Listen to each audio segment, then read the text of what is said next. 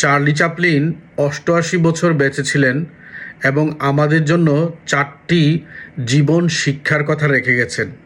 Number 1, পৃথিবীর সবচেয়ে দুঃখের দিন হলো যেদিন তোমার মুখে হাসি থাকে না।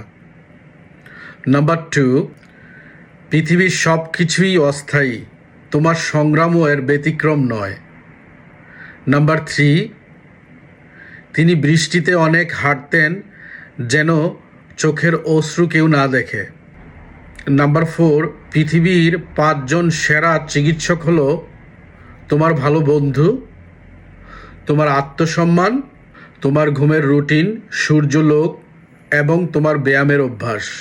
এই 4টি জিনিস আমরা চার্লি চ্যাপলিনের জীবন থেকে শিক্ষা গ্রহণ করতে পারি।